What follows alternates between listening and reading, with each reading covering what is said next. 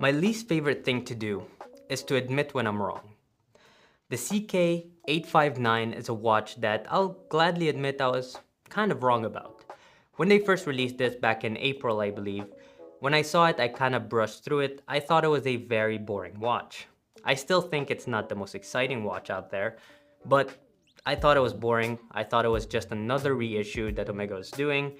And quite frankly, I just looked at it for probably a couple minutes and that was it. Never heard about it. Now, a couple of friends of mine who are collectors started talking about this watch a few weeks ago, saying certain rumors and certain things that I'm gonna address, but bottom line is, every single one of them seemed to love this watch. Everyone was saying you have to see this in person to completely understand the appeal of this timepiece. Well, I'll gladly admit when I'm wrong. As soon as I unbox this watch is stunning in person. This is one of the best looking simple Omegas I've seen in a very long time. Now, let's discuss the biggest thing about this watch. It is discontinued.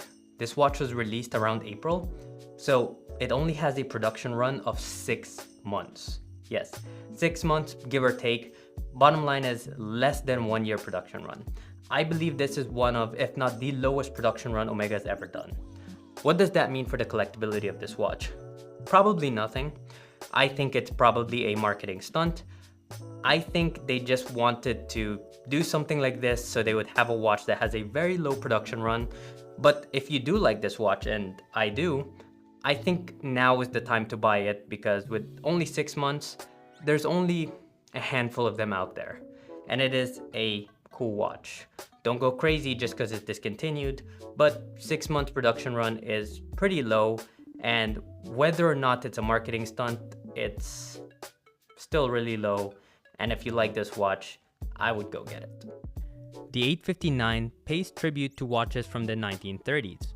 The sector dial gives you a nostalgic feeling, yet the fit and feel gives you an immediate realization that this is in fact a modern piece. The oversized case, yes, 39mm was considered extremely oversized in the 1930s, mixed with the modern caliber and materials, allows us to enjoy a vintage watch without the headache that actually come with vintage. The devil is of course in the details. First and foremost, this has one of the bluest hands I've seen. The finishing of the hands in the heated blue process is flawless. Borderline looks like paint, but that can't be the case for this price. The center of the dial prominently displays AG925, which means the dial is made of silver. Finally, printed dials tend to look really cheap, and in most cases, it really doesn't look good. Not this time. My assumption is the AG925 luster gives the dial an exquisite hue mixed with the high quality printing that is sharp and prominent, makes this dial look extremely luxurious in person. Flipping this watch over, you get a sapphire crystal that showcases the caliber 8926. This movement is COSC and META certified and has a magnetic resistance to up to 15,000 Gauss.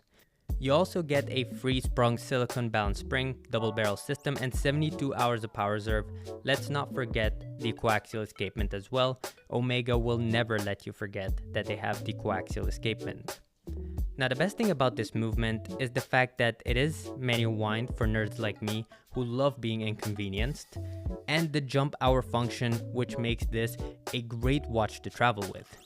Simply pull the crown to the first position and you can set the hour hand independently when you land to your new destination. I kinda like this system more than a second GMT hand. Finally, the size.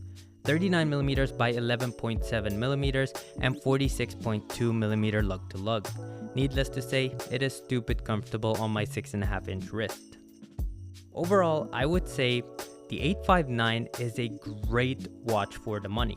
I'll gladly admit again, I wasn't a fan when I saw it in pictures, but it is one of those watches that you need to see in person. Now, unfortunately, it is officially discontinued. So with a production run of only 6 months, this is a no-brainer if you could get it at your boutique. If you like this watch, I would think about getting it as soon as possible. So look, my final thoughts about this watch. I think it's absolutely spectacular in person. Pictures never do it justice, and I tried my best in videos to show how beautiful this watch actually is. But in general, you get a watch for about $6,400 minus taxes. You get a great movement, quite frankly, coaxial escapement, manual wind, beautiful to look at, not hand finished, but it's still beautiful. The dial is really nice, and that blue hands that's what gives it the pop, the character. That is what makes this watch pretty nice, especially those blue hands. It makes such a big difference. Finishing on the case, everything about this, it's very hard for me to complain about anything, pretty much. Size is great, thickness is great. It's hard to complain. But the one thing I will say is, it's gonna get hard to get, especially at a boutique. Thank you for watching.